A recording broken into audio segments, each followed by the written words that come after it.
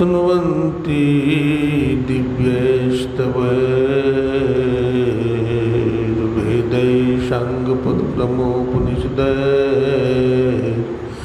गायन्ति यं सामगा ध्यानावस्थितद्गतेन मनसा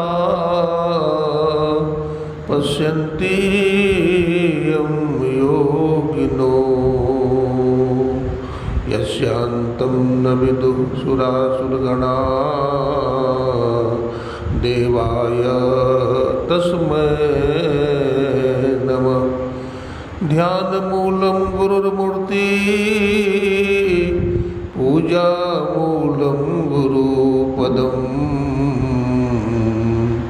मंत्रमूलं गुरुर्वाक्यं मोक्षमूलं गुरुकृपा। बोलिए प्रेम से श्री सद्गुरु महाराज की।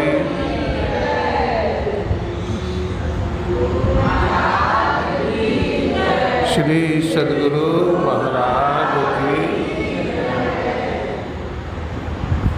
अव्यक्त रूप में अनंत श्री विभूषित परमाराध्य ब्रह्मलीन गुरुदेव के त्रैलोक पावन पाद पद्मों में कोटि कोटि नमन। गुरुदेव के मस्तिष्क स्वरूप ब्रह्मलीन पूज्यपाद महर्षि संत सभी परमहंस जी महाराज, उनके हृदय स्वरूप पूज्यपाद ब्रह्मलीन महर्षि साहिब स्वामी जी महाराज तथा संत मत के वर्तमान आचार्य महर्षि हरनंदन ब्रह्महंस जी महाराज के चरण कमलों में कोटि कोटि नमन करते हैं, कोटि कोटि प्रणाम करते हैं। समादरणीय हमारे अध्यक्ष महोदय, हमारे श्रद्धेय श्री रामकिशोर शर्मा जी, हमारे शुक्ला जी, हमारे अनिल भाई और हमारे मंत्री महोदय श्रद्धेय श्री रमन भाई, जितने भी कमेटी के सदस्य हैं, पदाधिकारी हैं, सबको मैं हार्दिक अभिनंदन करता हूँ। भक्तिमती माताओं बहनों, आप लोग बड़े भाग्यशाली हैं, क्योंकि हमारे कमेटी के पदाधिकारियों ने आप लोगों के लिए 2 दिन का सत्संग और वो भी विश्वकर्मा पूजा के उपलक्ष्य में रखा है।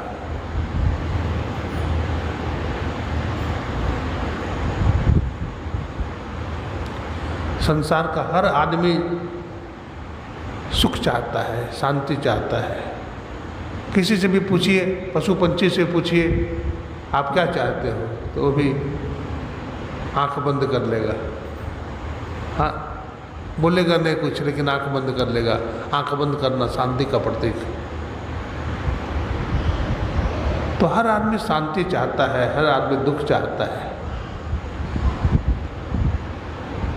तो सुख और शांति किधर चल करके मिलेगा? हमारा देश भारतवर्ष संतों का, ऋषि मुनियों का देश है।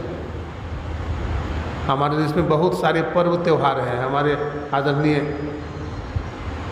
श्रद्धेय श्री रामकिशोर शर्मा जी बतला रहे थे अभी, विश्वकर्मा पूजा,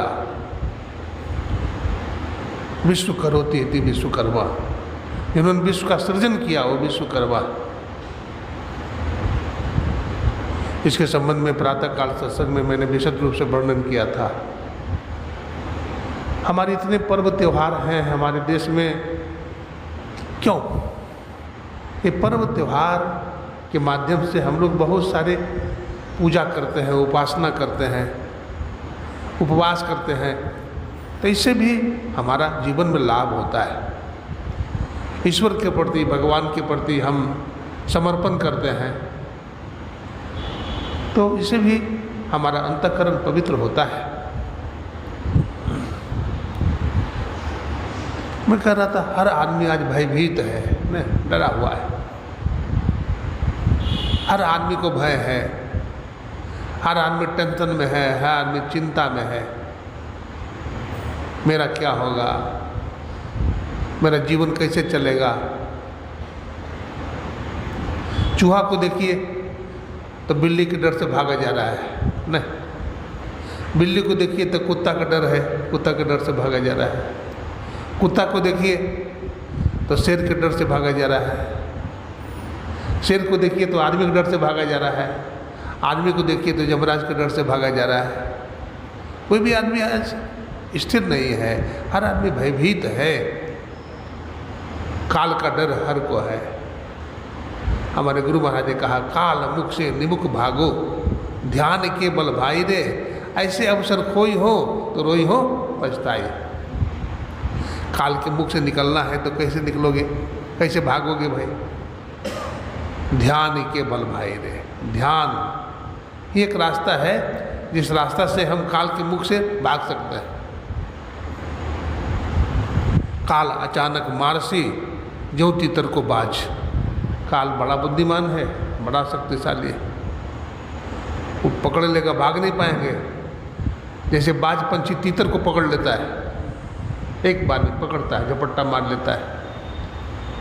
यमराज बड़ा बलवान है, पकड़ लेता है, उसे गलती नहीं होती है, सबको ले जाएगा।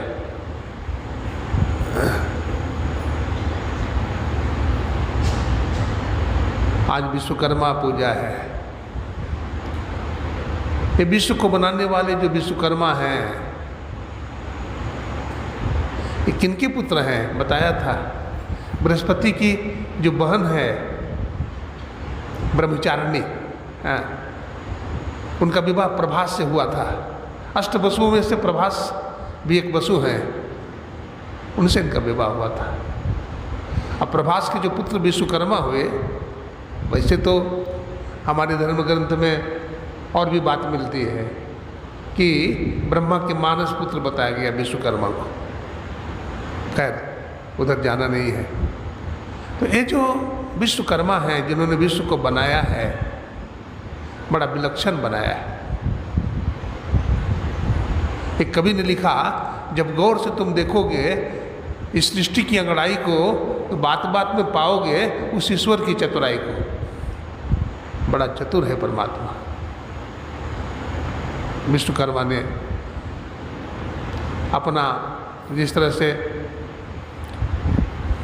हमारी सरकार है, दोहरी सरकार है, विधानसभा है और राज्यसभा है ना, मेंबर ऑफ पार्लियामेंट है, ये शासन करने की प्रणाली है। तो हमारे देवी देवता भी बड़े दक्ष होते हैं। उन्होंने भी अपने भार को हल्का कर लिया, बांट दिया, सेवा में बांट दिया। ब्रह्मा जी महाराज सृजन करेंगे, भगवान विष्णु को पालन का भार दे दिया, अब भगवान शंकर को संहार का भार दे दिया। सभी देवी देवताओं को अपना अपना भार दे दिया और समाज चलता है, देश चलता है ना। आश्रम में भी कमेटी बनती है, कोई अध्यक्ष बनते हैं, कोई मंत्री बनते हैं, कोई कोषाध्यक्ष बनते हैं, कोई संरक्षक बनते हैं, आदि आदि, कोई मेंबर बनते हैं। तो आश्रम का काम बढ़िया से चलता है। हमारा घर चलाने के लिए कोई मुखिया होता है? नहीं होता है। ये व्यवस्था है। पंचवर्षीय योजना बनती है, कौन सा वर्ष में किस मुद्दा पर अधिक बल देना होता है, आदि आदि बात है। तो एक व्यवस्था है, हमारे जीवन की भी एक व्यवस्था है ना। प्राचीन काल से हमारा देश संतों का देश रहा है। हम देखते हैं हमारे देश में प्राचीन ऋषि कौन हुए? वेदव्यास जी महाराज, और उनके पहले महर्षि वशिष्ठ हुए, दधीची हुए, महर्षि अंगिरा हुए। अंगिरा तो भगवान शंकर के गुरु हुए। हाँ, कोई कहते हैं भगवान शंकर के गुरु नहीं थे। हाँ, भगवान शंकर के गुरु थे महर्षि अंगिरा, याद रखिए। दधीची कितनी साधना किए। हाँ, जब सुरों और असुरों में झगड़ा हुआ, सुरों और असुरों में सदा झगड़ा रहता है, क्योंकि जो सुर हैं यानी देवी देवता हैं वो संयमी होते हैं। वो भजन साधन करके पूर्ण होना चाहते हैं। देखिए भगवान शंकर को तो कैलाश पर्वत पर आंख बंद करके बैठे हैं। भगवान नारायण विष्णु को देखिए तो क्षीर सागर में आंख बंद करके बैठे हैं। ब्रह्मदेव को देखिए तो आंख बंद करके बैठे हैं। सब खोज रहे हैं। हाँ, हमारे गुरु महाराज ने कहा, खोज करो अंतर उजियारी, अदृष्टिवान कोई देखा है। हम भी खोजते हैं शांति की तलाश में, तो आप आए सत्संग में न, घर में बैठने का जगह नहीं था, खाने के लिए नहीं मिलती थी, और वहाँ तो ऐसी कमरा था, सोफा सेट था बैठने के लिए, यहाँ तो ज़मीन पर बैठे हैं। कहने का मतलब शांति के लिए हम लोग दौड़ते हैं, और शांति प्राप्त करना ही जीवन का क्या है, लक्ष्य है। स्वामी विवेकानंद जी ने कहा था पीस इज रिलीजन, शांति ही धर्म है ना। सब कुछ हो हमारे जीवन में, शांति नहीं हो, हमारे जीवन में सब कुछ हो, भक्ति नहीं हो। गोस्वामी तुलसीदास जी कहते हैं वो ऐसा ही है जैसे भोजन बना लिए और नमक देना भूल गए, तो सब बेकार हो गया कि नहीं, सब गुड़ मट्टी हो गया। जीवन में सब काम किया, आलीशान बिल्डिंग बना लिया, बेटा है बेटी है सबका विवाह कर दिया, केवल धन दौलत के पीछे भागते रहे, विषयों के पीछे भागते रहे, न किसी संत से दीक्षा लिया, न भजन का अभ्यास करते हैं, न सत्संग में जाते हैं, न कोई महान काम करते हैं, न सेवा करते हैं, तो जीवन निरर्थक चला जाता है, जीवन बेकार हो जाता है। तो हमारे जीवन कैसे बनता है, संत महात्मा हमें समझाते हैं। भगवान बुद्ध को क्या जरूरत थी इतनी साधना की, महावीर को, राजा के बेटे थे, चक्रवर्ती थे, क्यों राजपाट का परित्याग क्यों किया, धर्मपत्नी का परित्याग क्यों किया, बेटा का परित्याग क्यों करके निकल गए। लोगों ने कहा बुद्ध से कि महाराज आपने भला ऐसा क्यों किया, ऐसा क्यों किया। भगवान बुद्ध ने कहा हाँ उस समय ये करना जरूरी था, उस समय ये करना जरूरी था, अगर उस समय हम ऐसा नहीं करता तो हम अपने लक्ष्य तक नहीं पहुंचते, मंजिल तक नहीं पहुंचते। भगवान बुद्ध जंगल में कितनी तपस्या किया, घोर साधना की, मांस गल गए, हड्डियां गल गई, ढांचे ढांचे रह गए। और सेवा कौन किया जानते हैं, भगवान बुद्ध की सेवा तो बहुत लोगों ने किया है, और उन्हीं के मौसेरा भाई आनंद ने सेवा किया, आनंद ने सेवा किया, लेकिन आनंद ने कहला दिया बुद्ध से। हाँ, कई तो भाग गए, 5 तो भाग गए। भगवान बुद्ध पहले बहुत उपहास करते थे, निराहार रहते थे। तपस्या जब उनकी पूरी हो गई, शांति मिल गई, तो अब तपस्या क्यों करेंगे, अब खा पी करके रहने लगे, बढ़िया से रहने लगे। तो बिच्छुओं को हो गया, शिष्यों को कि लगता भोगी हो गया, ये ध्यान भजन छोड़ दिया, छोड़ करके भाग गया। लेकिन भगवान बुद्ध भी ऐसे गुरु थे कि 5 को खोजा, नहीं हमारा शिष्य है, हमारी सेवा किया है और उसको हम ज्ञान देंगे। 5 को खोज लिया, 5 को ज्ञान दे दिया। भगवान बुद्ध की सेवा करने के लिए ढूंढा गया आनंद को। आनंद तुम सेवा करोगे भगवान बुद्ध की। देखिए राजा के बेटे थे आनंद भी, तो कहाँ हम सेवा करेंगे, लेकिन शर्त है एक। बोला क्या शर्त है, बोला भगवान बुद्ध भिक्षाटन करते हैं, भगवान बुद्ध भिक्षाटन करेंगे, अब भिक्षा में जो कुछ भी मिलेगी उनको तो हमको भी देना चाहेंगे, तो हम भगवान बुद्ध का भिक्षाकरण नहीं करेंगे, हम भिक्षाटन करेंगे और हमारा मन होगा कि भगवान बुद्ध को खिलावे, तो भगवान बुद्ध को खाना पड़ेगा। ये मंजूर है? भगवान बुद्ध ने कहा मंजूर है। कहा आप बहुत तपस्वी हैं, संत हैं, और आपको अच्छे अच्छे वस्त्र मिलेंगे, अच्छे अच्छे भोजन मिलेंगे, लेकिन हमको पहनने के लिए नहीं दीजिएगा, और हम अगर लाएंगे भिक्षाटन करके कपड़ा तो आपको धोती पहनना पड़ेगा। कहा ठीक है, मंजूर है, सब कुछ मंजूर कर लिया। देखिए ऐसे आनंद थे, कितने त्यागी थे। हाँ, त्याग से परमात्मा मिलते हैं, बिना त्याग का कुछ नहीं होता। भोगी आदमी को कुछ मिलता है, भोगो रोगो भयम, भोग से रोग पैदा होता है, भय पैदा होता है। हर आदमी आज भयभीत है। इस भय से बचने के लिए क्या करना चाहिए? 42 वर्ष तक सेवा किया कौन? आनंद ने। लेकिन आनंद बड़ा व्यवहारिक व्यक्ति था। आश्रम बनाओ, मठ बनाओ, संघ बनाओ। भगवान बुद्ध को इन सब में रुचि कम थी। वो कहते थे ध्यान करो, इसलिए भगवान बुद्ध बहुत सारे भिक्षुओं के संग में ध्यान करते थे। ध्यानी थे भगवान बुद्ध। भगवान बुद्ध बड़े ध्यानी थे।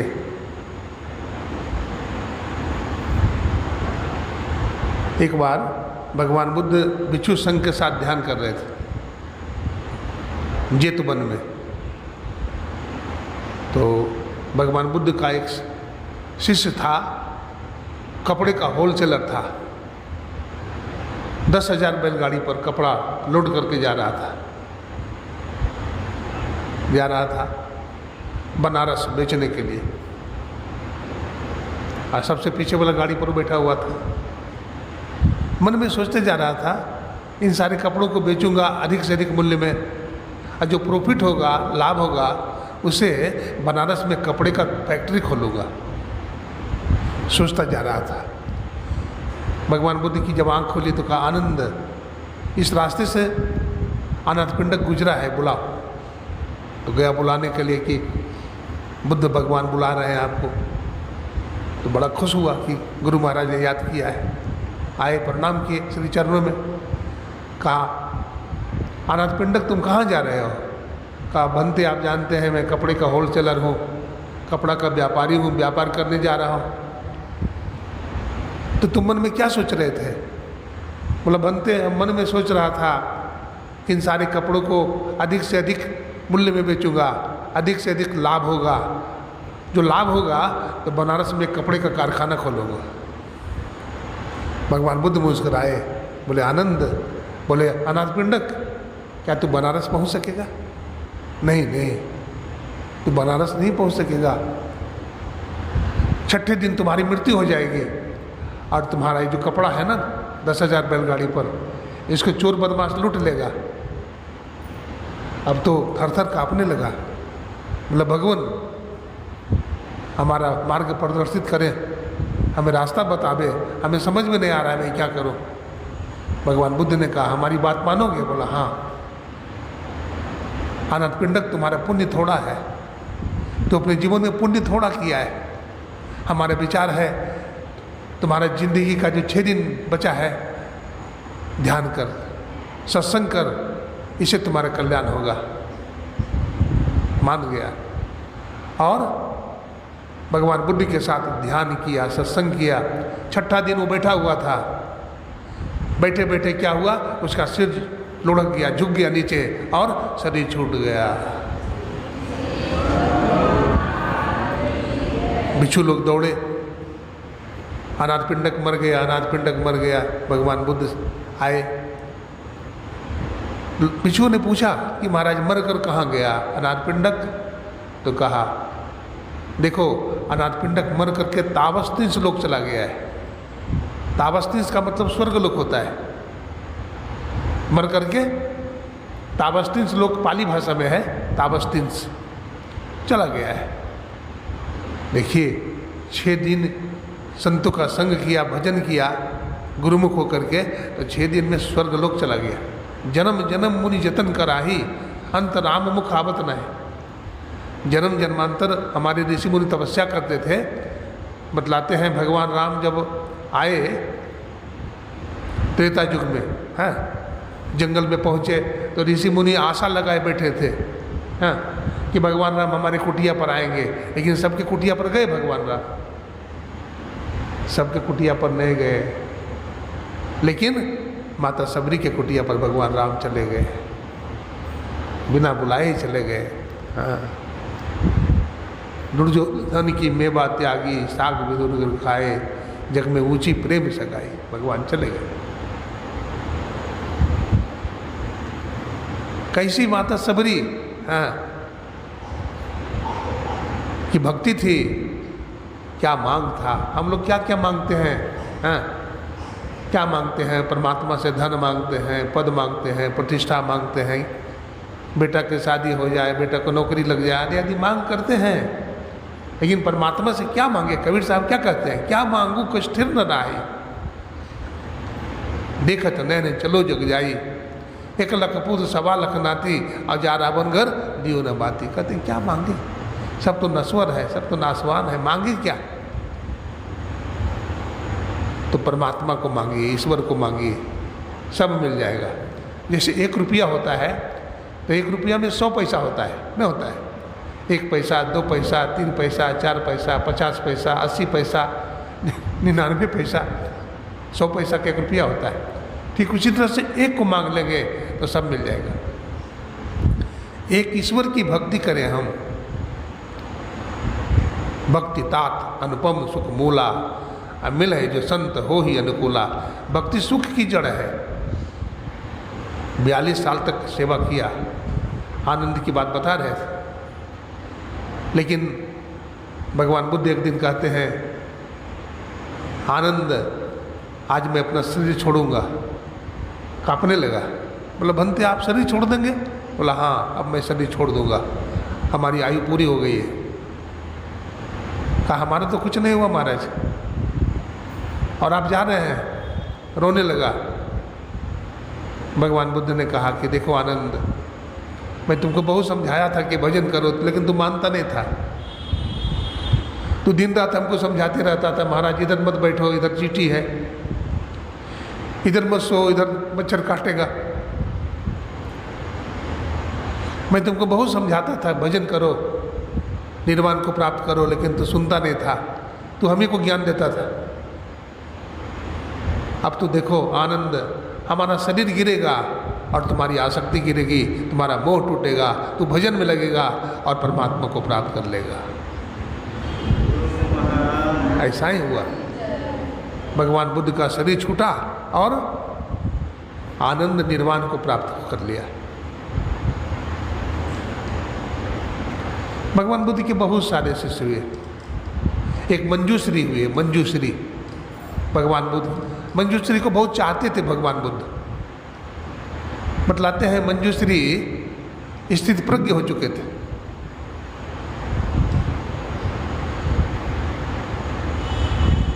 संसार से निराश रहते थे। हाँ, अगर सुख चाहते हैं तो संसार से निराश हो जाओ। आशा ही परमम दुखम, नैराश्यम परमम सुखम। आशा करना दुख है और निराश हो जाना परम सुख है। भाई दुख तो तब होगा जब किसी से आशा करेंगे हम। अब आशा ही नहीं कर रहे हैं, किसी से निराश हो गए, तब दुख क्या है? नैराश्यम परमम सुखम, वो परम सुख है, भर्तृहरि जी महाराज ने कहा। इसलिए संसार से निराश हो जाओ, कुछ चाहो नहीं किसी से, अपना कर्म करो। अभी हमारे शर्मा जी बतला रहे थे कर्मयोग की बात। हम कर्म करें, फलासा छोड़ करके कर्म करना चाहिए, है ना? फलासा लेकर के कर्म नहीं करो, फल कम मिलेगा। आप कहेंगे कि क्या बाबा फलासा लेकर कर्म करेंगे तो क्या लाभ नहीं होगा? तो भी लाभ होगा, लेकिन कम लाभ होगा। आप फलासा छोड़ दीजिएगा तो आपको बेसी लाभ होगा। आपको दुख कभी नहीं होगा, आपका अंतःकरण शुद्ध होगा, पवित्र होगा। अभी सुन रहे थे ना, मैंने आंगन नहीं बुढ़ाड़ा, कैसे आएंगे भगवान? हृदय रूपी आंगन को साफ करो, झाड़ू लगाओ, यानी जप करो, ध्यान करो, साधना करो, तब ना। सदाचारी बनो, शुचाचारी बनो, तब ना हृदय साफ होगा, पवित्र होगा, तभी ना भगवान आएंगे। सबरी मैया की कुटिया पर भगवान राम आ गए। माता जसोदा के यहाँ भगवान श्री कृष्ण जन्म ले लिए, आ गए, माँ मान लिया, है ना? वैसे तो देवकी के पुत्र थे भगवान, लेकिन पाले गए कहाँ? माता जसोदा के यहाँ पाले गए भगवान। एक बार की बात है, भगवान श्री कृष्ण जब छोटे थे तो माता जसोदा गई मनौती मनाने के लिए, जमुना जी स्नान कराने के लिए गई। पूर्णमासी का दिन है आज। माता जसोदा लाला कन्हैया को लेकर के जमुना मैया से आशीर्वाद लेने गई है। साथ में दिया ले गई है, घी ले गई है गाय के। माता जसोदा स्नान कर लेती है, कन्हैया को रख देती है घाट पर। अब कन्हैया तो शरारती है, नटखट है। अब माता जी क्या कर रही है? दिया जला जला करके जमुना मैया को भेंट कर रही है। अब वरदान मांग रही है, हे जमुना मैया, हमारे लाला के सैकड़ों शादी हो जाए, हमारा लाला को कोई पराजित नहीं करे, हमारे लाला कि दुनिया में प्रसिद्धि हो जाए, ख्याति हो जाए, आदि आदि मनौती बना रही है। आप कन्हैया देख रहे हैं कि मैया क्या कर रही है, लाल लाल क्या जला रही है। आप कन्हैया समझते कोई खिलौना है। अब नीचे उतरने लगते हैं दोनों हाथ दोनों पैर के बल भगवान, और माता तो उधर दिया बारने में लगी हुई है, दिया जलाती है और जमुना मैया को भेंट कर देती है, छोड़ देती है। अब कन्हैया क्या करते हैं, सब दिया को जमुना जी से निकाल करके घाट पर रखते जाते हैं। माता जसोदा देखती है, बोलते बेटा तो क्या कर रहा है। बेटा मैं तुम्हारे मनौती मना रहा हूँ, जमुना मैया से आशीर्वाद ले रही हूँ। बेटा तो क्या करता है, तो सब दिया को निकाल रहा है।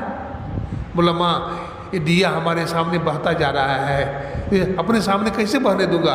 बोला बेटा लाला, जमुना मैया में कितना गाय, कितना भैंस, कितने जानवर बहे जा रहे हैं। बेटा तू किसको किसको निकालेगा। भगवान कृष्ण कहते माँ जो हमारी आंख के सामने बहेगा उसको बहने नहीं दूंगा, उसको मैं बाहर निकाल दूंगा।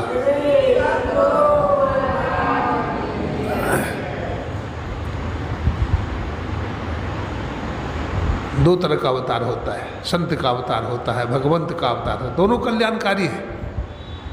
लेकिन संत का अवतार विशेष अवतार माना जाता है। लाभ दोनों अवतार से है, लेकिन संत का अवतार विशेष माना जाता है। देखिए भगवान राम आए तो राक्षस को मारे, रावण को मारे, कुंभकर्ण को मारे, मारीच ताड़का को मारे ना। लेकिन भगवान बुद्ध आए तो मारे अंगुलीमाल को, किसी राक्षस को मारे। गुरु नानक साहब आए तो कोरा राक्षस को मारे, नहीं मारे। उसकी बुद्धि को बदल दिया भगवान ने। क्या किया, संत ने उसकी बुद्धि को बदल दिया, मारा नहीं, उसको ज्ञान दिया। इसलिए भगवंत के अवतार से संत का अवतार श्रेष्ठ माना जाता है, संतों का ऊपर स्थान है।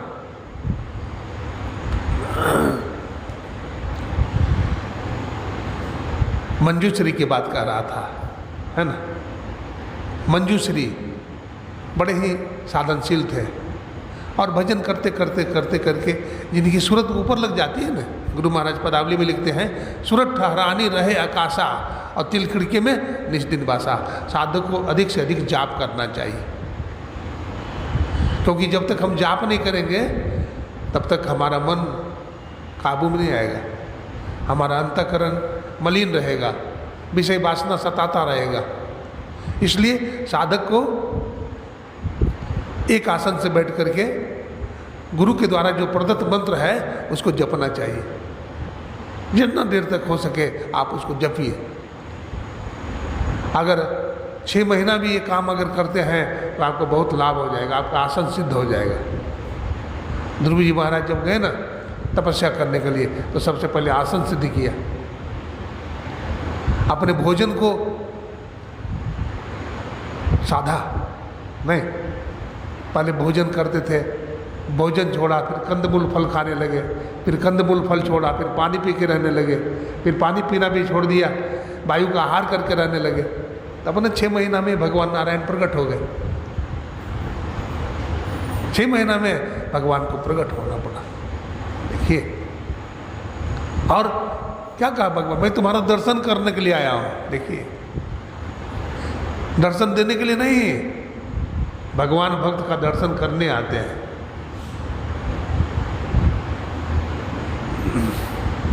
भक्ति करने वाला, भक्ति भक्त और भगवंत है ना, भक्ति भक्त और भगवंत।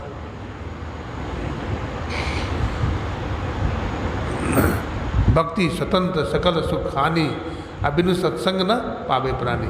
सबसे पहली बात है कि सत्संग कीजिए आप, तो भक्ति मिलेगी। सत्संग करना भी भक्ति है, जप करना भी भक्ति है, उपवास करना भी भक्ति है, और सूरत को ठहराना भी भक्ति है ना।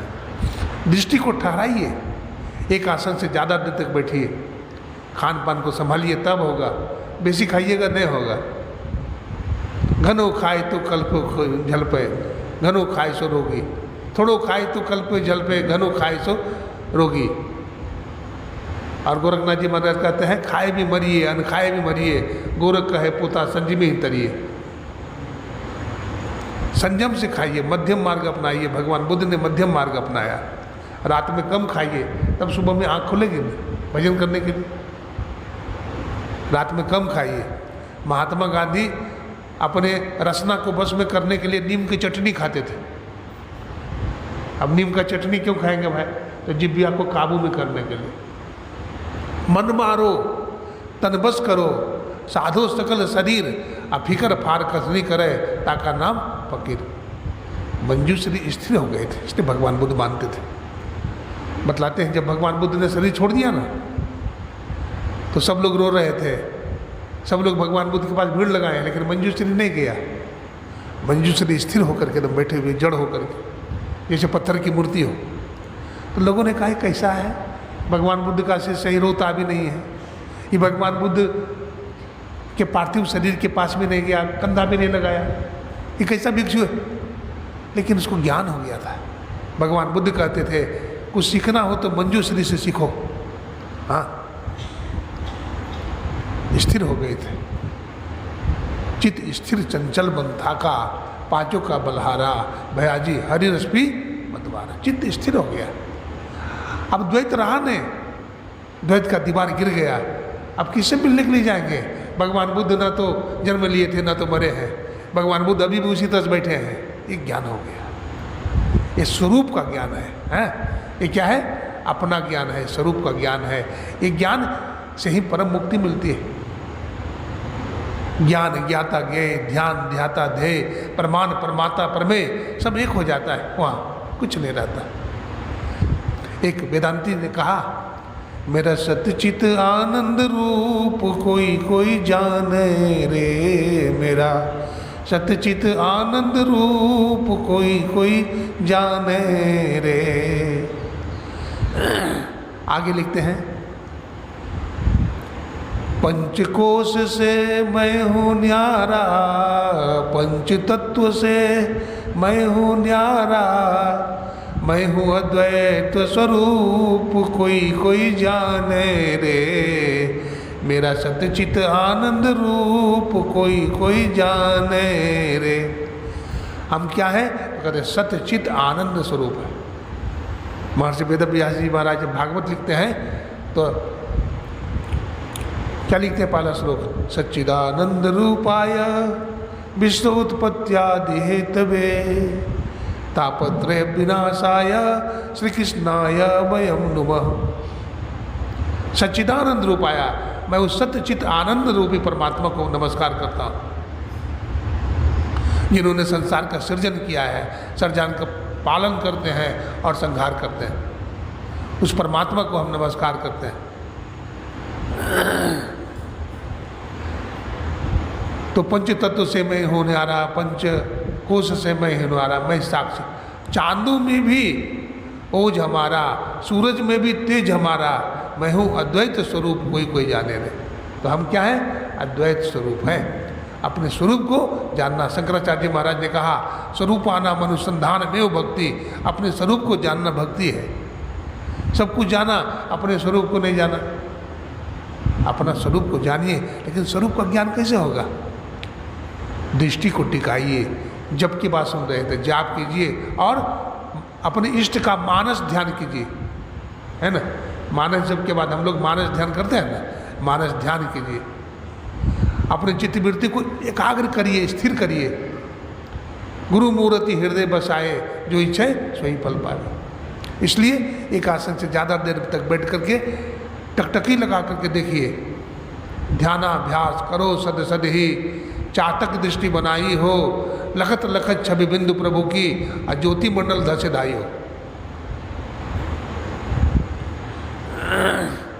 इस तरह से आप चकोर की भांति चांद को देखिए, जैसे चकोर चांद को निहारता है। इस तरह से मानस ध्यान कीजिए, है ना। तो मानस ध्यान करने के बाद फिर दृष्टि योग कीजिएगा। दृष्टि योग, दृष्टि कितने प्रकार की होती है जानते हैं? 5 प्रकार की दृष्टि होती है। कौन कौन?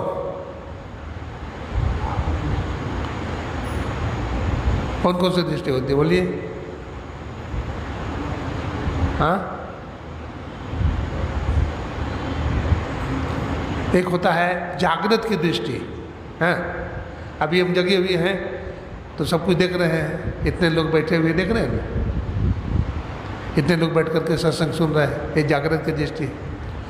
एक मानस दृष्टि है, मनुष्य सोचते रहते हैं यहाँ बैठे हुए अमेरिका में घूम रहे हैं तो मन कहीं चक्कर काट रहा है, मानस दृष्टि। और एक स्वप्न की दृष्टि है, राजा जनक स्वप्न देख लिए, हाँ हम भिक्षा मांग रहे हैं, अब भिक्षा हमको नहीं मिली, हम भिखारी हो गए हैं, एक राजा ने हम पर चढ़ाई कर दी, आदि आदि। और आँख खुलती है, स्वप्न भंग होती है तो देखते हैं हम तो राजा के राजा है। ये स्वप्न की दृष्टि है। एक दिव्य दृष्टि है, हाँ दिव्य दृष्टि, और एक आत्मदृष्टि है।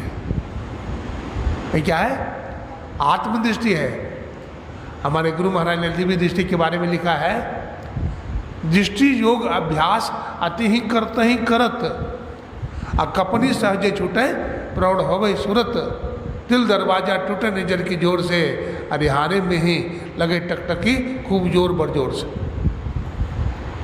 अरिल में लिखे हैं गुरु महाराज, दृष्टि योग अभ्यास अति ही करत ही करत। दृष्टि योग का अभ्यास ज़्यादा करना चाहिए। करने से क्या होगा? दृष्टि योग में क्या करते हैं?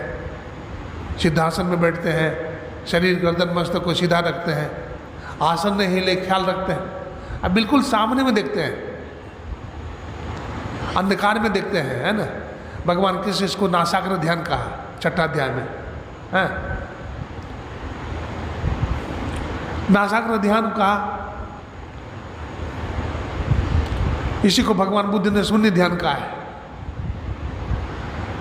ध्यानम शून्यगतम मन, और ध्यानम निर्विषय मन। ध्यान करने से मन शून्य हो जाता है, शून्यगत हो जाता है, और ध्यान करने से मन में विषय वासना नहीं रहती है, सब समाप्त हो जाता है, विषय वासना समाप्त हो जाती है। तो बिल्कुल सामने में देखिए, भगवान ने कहा दिशाश्चन लोकियन, कोई दिशा की तरफ मत देखो। कितनी दिशा है बताइए तो, कितनी दिशा है? पूरब, पश्चिम, उत्तर, दक्षिण, चारों कोना, 4 दूनी 8, और ऊपर नीचे 10, तो 10 दिशा हो गया। भगवान ने कहा किसी दिशा की तरफ मत देखो। हमारे गुरु महाराज समेट लिया, अगल बगल कह करके, अगल बगल कहो दृष्टि न डोले, सन्मुख बिंदु पकड़ लागी, आ सुखमनिया में मोरी नजर लागी। सामने में देखिए, है ना। अगर ऐसा करेंगे, ब्रह्मचर्य का पालन करते हुए अगर ऐसा आप करेंगे तो कुछ ही दिनों में आप सिद्ध हो जाएंगे। आपकी सूरत चढ़ जाएगी आसमान में, हाँ आपकी सूरत आसमान में चढ़ जाएगी, आपका सब दुख द्वंद्व खत्म हो जाएगा, आपको परम शांति मिलेगी।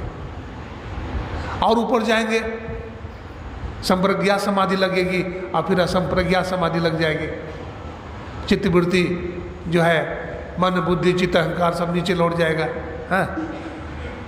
और सूरत जाकर के परमात्मा से एकमेक हो जाएगी, है ना। वहाँ पर ब्रह्म का साक्षात्कार हो जाएगा, वहाँ परमात्मा का साक्षात्कार हो जाएगा। ये संत महात्मा बताते हैं। तो दृष्टि योग का जो अभ्यास है करते रहिए, करते रहिए। देखिए एक जगह ध्यानाभ्यास हुआ था झाड़ी में, हरिद्वार की झाड़ी में एक बार ध्यान हुआ था। उस ध्यान में बहुत दूर दूर से साधक सत्संगी आए थे, संत महात्मा भी आए थे, साउथ से, दक्षिण भारत से भी आए, अच्छे अच्छे साधक थे। गुरु महाराज के बहुत सारे साधक हैं, हाँ। हम तो कहीं जाते हैं दूर दराज में, किसी से जान पहचान नहीं है, लेकिन देखते हैं 2-4 आदमी आपको प्रणाम करता है, तो आश्चर्य होता है, भाई आप कौन हैं? कहते हम सत्संगी हैं बाबा। देखिए गुरु महाराज कितना सींचे हैं सत्संग को, कितना सत्संग किए हैं ठोक ठोक करके, कि हर जगह गुरु महाराज के सत्संग मिल जाते हैं।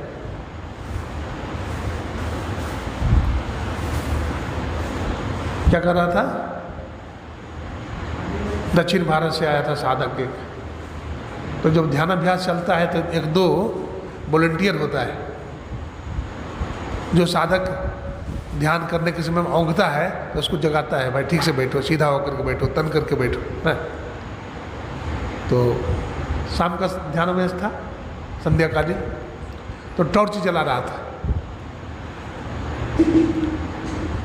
टॉर्च जला नहीं रहा था, गुरु की कृपा हो गई, दृष्टि की धार मिल गई है ना। अभी दृष्टि बता रहे हैं ना, दृष्टि की चेतन धार मिल गई। अब मिल गई तो स्वतः प्रकाश हो जाएगा। और ठंडा तार, गरम तार गलती से भी अगर मिल जाएगा तो क्या हो जाएगा? प्रकाश नहीं हो जाएगा? प्रकाश हो जाएगा। वहाँ प्रकाश हो गया। इतना प्रकाश हुआ वो डर गया, भागने लगा। तो जो वॉलंटियर थे खड़े, उससे कहा महाराज हम लोग ध्यान करते हैं, आप टॉर्च जलाते हैं? कहा नहीं बाबा, टॉर्च नहीं जलाए हैं, हमारे पास तो टॉर्च है ही नहीं। तो कहा आप जलाए हैं? आप झूठ बोलते हैं। कहते नहीं जलाए हैं, आप विश्वास कीजिए। तो दूसरा आदमी ने कहा कि नहीं बाबा नहीं जलाया है। तो फिर जाकर बैठ गए। फिर गुरु की कृपा हो गई, फिर मन एकाग्र हो गया, अब फिर जुड़ गया, फिर प्रकाश हुआ, फिर भागने लगा। बोला आप लोग मजाक करते हैं? बोला नहीं जी महाराज मजाक नहीं करते हैं। वो समझ गया ये अंदर का प्रकाश है।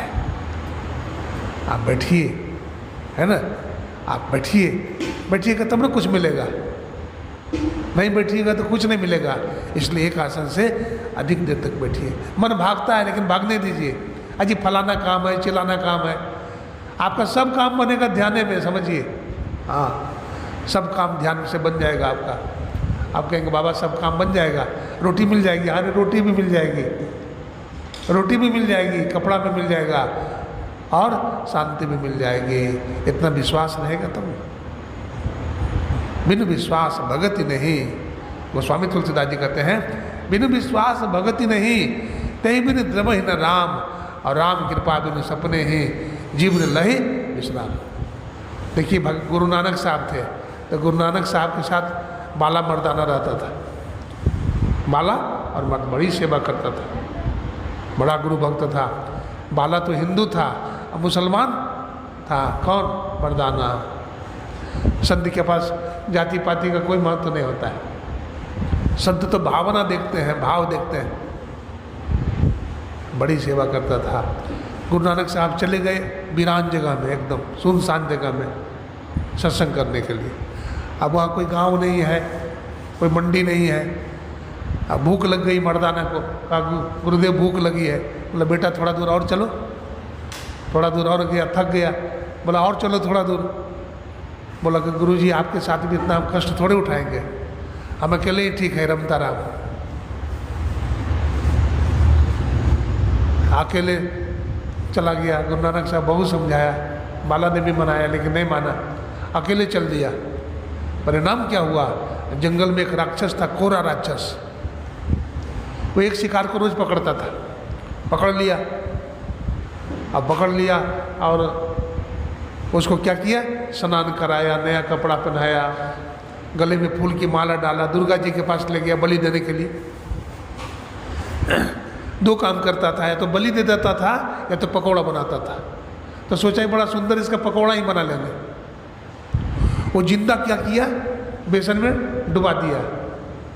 हाँ, 5 स्टार होटल में देखते हैं, थाईलैंड गया था तो 5 स्टार होटल में देखा इतना बड़ा बड़ा मछली, एकदम उसी तरह से बेसन में डुबाया और उसको छाक करके प्लेट पर रख दिया। सांप का अचार, बताइए, सांप का अचार खाए हैं? ढौसा का अचार, मेढक का अचार, राम राम राम राम, चमगादड़ का अचार, बताइए ये क्या तमाशा है? ये सब चीज़ खाएगा तो बनेगा ध्यान। अब बोला उसका पकौड़ा बनाएंगे, पकौड़ा बनाएंगे उसका। अब उसको जिंदा डाल दिया बेसन में डुबा करके, उठाए हुए है, लेकिन उसके रोए रोए से गुरु महाराज का स्मरण हो रहा है, जाप हो रहा है। अब गुरु नानक साहब दौड़े जा रहे हैं, बाला भी पीछे पीछे आ रहा है। गुरुदेव क्या हुआ, क्यों दौड़ रहे हैं? बोला नहीं सुनता नहीं है कुछ। मर्दाना चिल्ला रहा है गुरुदेव बचाइए, गुरुदेव बचाइए। तो कहता है क्या हुआ? बोले कहाँ कोई बोल रहा है? बोला तू नहीं सुनता है, मैं सुनता। चित्त से शब्द सुनो सरबंदे, हैं? अरे चित्त से शब्द सुनेगा तब ना, ध्यान लगेगा तब ना। ध्यान तो लगा ही नहीं तुम्हारा, ध्यान तो संसार में है। मन तो रमे संसार में, तन साधुन के संग। चित्त जिसका रम गया, लग गया, बयाजी हरि रस पी मतवारा, लग गया चित्त, साजोबाई का चित्र लग गया, मीराबाई का चित्र लग गया। हाँ, गुरु नानक साहब दौड़े जा रहे हैं, देखते हैं क्या है, मर्दाना को उठा लिया है ऊपर और कड़ाह में तेल खोल रहा है, अब डालने वाला है, पटकने वाला है। कहते हैं कौरा रुक जाओ, कौरा ठहरो। अब कौरा कहाँ ठहरे, वो तो तेल की कड़ाह में पटक दिया। पटक तो दिया, गिर गया तेल के कड़ाह में, लेकिन गुरु का ध्यान कर रहा था। तेल, कड़ाह का तेल ठंडा हो गया, बर्फ की तरह शीतल हो गया, उसका एक रोया भी नहीं चला, बच गया।